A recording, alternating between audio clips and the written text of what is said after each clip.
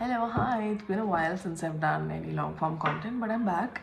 And today I want to talk about the things that I've been doing to replace doom scrolling. Small background is that last November I deleted my social media pages because I realized I was deactivating way too much because I was overstimulated, and the kind of information that I was seeing on social media was not really serving me. It was just a lot of misinformation and a lot of information as well.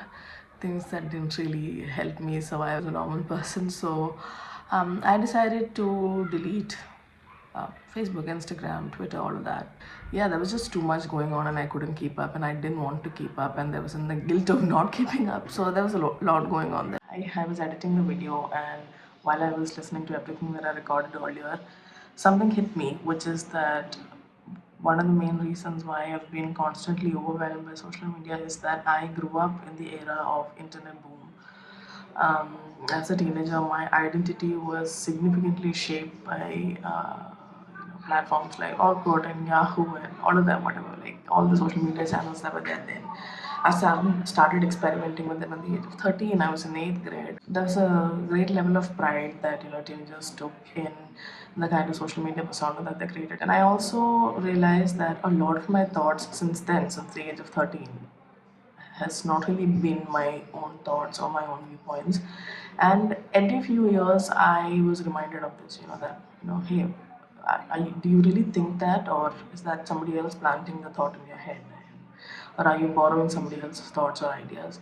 And I had this, thing in college where I thought, okay, I won't go behind any more social media trends because by then I think Orkut had died down and Facebook was like all the rage. But then that didn't happen, and then I started with Instagram, and then it goes on and on. But yeah, I've realized that since the age of 13, everything that I've consumed has been deeply from the internet, not always from reliable sources, and it shaped a great deal, my thoughts and perspectives on life, religion, theology, everything. Like my overall outlook on life was shaped by the internet. I told myself, hey, it's okay if I'm being influenced or whatever it is. I like that. I like the content that I'm seeing. It makes me happy. So I think, So it's almost like you don't think we'll do the thinking for you. That's what the social media engines are telling you. We'll tell you what you're thinking. So it just outsources your thinking, and yeah, that makes your machine less oiled. And I was tired of that. There was a point where I was too tired of borrowing my thoughts and ideas from um, the internet. And I thought it's okay if this opinion or idea puts me on the wrong side of things, but better to be honest to myself than betray myself saying that hey, this is my personality and this is how I should be. But internet is probably telling you that you are someone, but you probably are just the opposite. I feel like I've gotten my critical thinking skills back after I took this 5 month break from social media. So it's definitely done me good. I'm guessing it's been nearly 5 months without social media, and here are a few things that I did to stay engaged and make use of my time. One is reading. I had fallen off the wagon a while ago with work and life and all of that, but now, despite life really getting in the way, I still make it a point to read at least 5 or 10 pages, or at least for a while till I feel sleepy. I read every single day. I know that I'm not reading at a really fast pace, or at the pace that I would like to be reading, and there were years where I would read a significant number of books and I am not yet there. But now for me, reading is about retaining a level of sanity in my life, and I'm not in a sprint where I want to read so many books in a year, which is why last year I did have a reading challenge and I did complete that challenge. I did reach my goal of 15 books. And this year, I have not set a lofty goal for myself. So far, I've not created a goal for the year. Reading for me, more than an escape, yes, it is a good escape. It is also something that is very integral for me as someone who writes. And to get back into writing, I told myself that I need to read first. So the next one is journaling and writing. And journaling is where I put down all of my thoughts, and that has become a daily habit too. Right now, my goal is to make writing consistent too. And this year I have decided to take up writing more seriously, because it's been a while since the first book came out, and I feel it's time to be more focused on the second one. So which is why I'm also trying to read a lot, because every time I've read more, I have realized that I could write better. So yeah, it's all about feeding myself things that'll help me do a better job at writing. The next one is working out and having real fun with it. So this year, a big leap that I took was to quit personal training and start working out on my own. I was really skeptical about this, because I started working out at the gym last year, and ever since I started, I've had a personal trainer. And as someone who did not know anything about the gym or how to navigate the gym and always needed assistance, I had my doubts, and I was like, what will I do without a trainer? Will I have any structure? Will I be consistent? Will I be regular to the gym?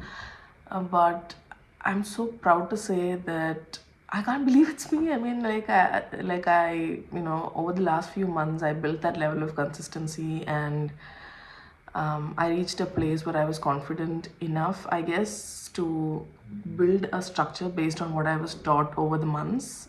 So like every day, every alternate day, I'd hit the gym, and every time I go, I had this, like it's the structure that I'm building, or this is my own plan, and I was trying to have fun with the plan that I was making for myself. And more than that, I also got into running this year. I can't tell you the kind of high it's given me. Never thought I'd be a runner girl. Like I never ever, like, gym was unimaginable until last year, and running was unimaginable until this year, or until I started it. I ran my first 5K, which I never thought I could. Ran my first 5K, and I try to run 3 to 4 times a week. And it's been super demanding, and I'm someone who used to shy away doing tough things, especially if they're physically demanding. And I've never been a PT girl, or like never a sports girl in school either. But yeah, this was a welcome change, and running has given me this sort of high that is also translating into my personal life, into my idea of self-esteem. It's making me feel really good about myself. The next thing is that I started learning new things and actually putting them to use. So I started stitching class last year, and it was over this Jan, but I was at a friend's house, and her mom and grandmom actually taught me much more than what I learned in the sewing class. And I started stitching my own clothes. So I made a dress, and now I'm making a top. So like I feel like the things that I'm learning are actually helping me put them to use. And actually the whole act of making something from scratch with your hand, and the fact that I can be fully engrossed in it without knowing that time is passing me by has been excellent. Okay, number 5 is learning a new language. So at the end of last year, I told myself that I wanted to learn a new language, but I didn't know which one. Initially I thought French, but then I asked myself, why French? And it's not like I even read anything that's been translated from French. Then I thought about how I love Mahmoud Darwish's poems, and I told myself it'd be cool to actually read the original poem in Arabic. So since Jan, I've been learning Arabic through an app, and it's been 3 months, and the learning is slow. It's almost like 10-minute blocks every day. And if you follow the daily streak, you get points for that. So it's really fun. They keep sending you reminders every single day. So 3 months of consistently learning Arabic, and my reading comprehension has gotten better, and I can't wait to start reading the actual poems in Arabic. The next thing is always looking for something new and interesting. And this year, something that I did was hiking, something which I've never done. And yeah, back like 10 years ago, I tried to do one with a friend, and she completed it, and I failed miserably, and I never went back to hiking. But this time it was different, and I was able to push myself and get myself to complete the entire thing, and it felt super, super good. So what I do is I look for new experiences, things that I've never done before, and I push myself to do it. The next thing, and one thing that has really kept me sane is regular catch-ups with my friends. I'm a person who's extremely dependent on friends.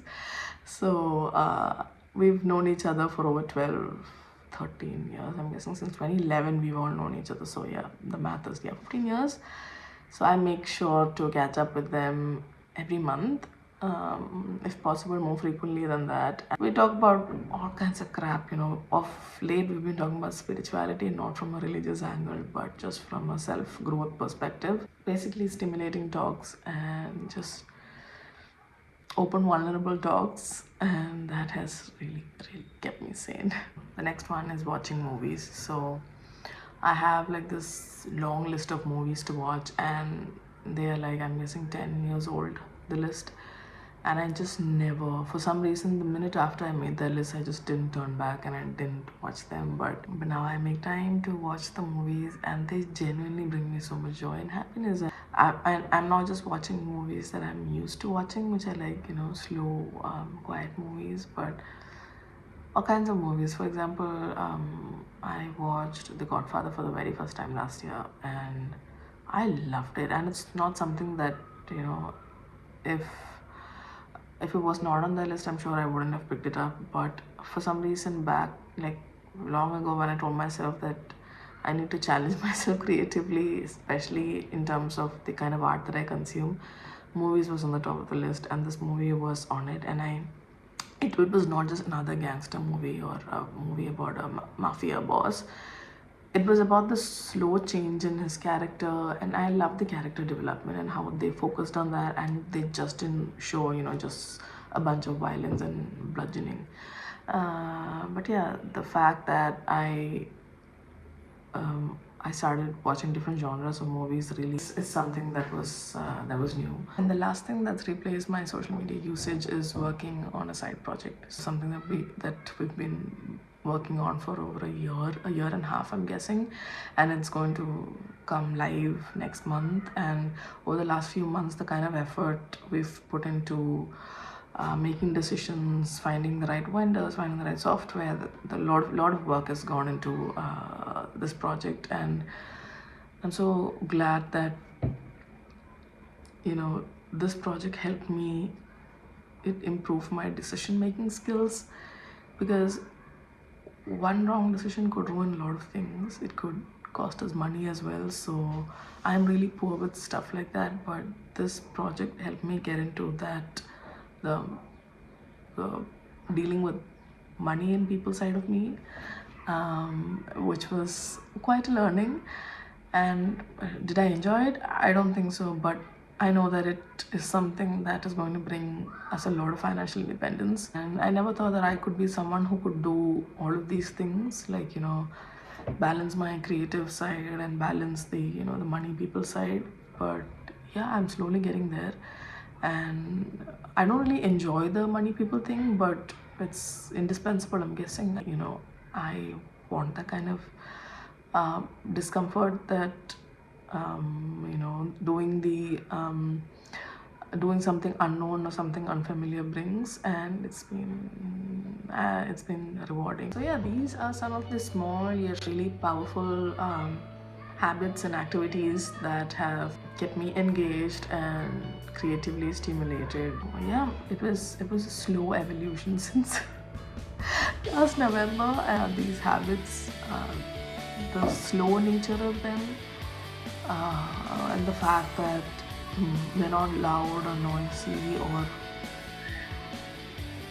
stimulating in the wrong sense, the kind of stimulation that makes you want to create more from what you're consuming. Yeah, I like the fact that all of these habits have benefited me.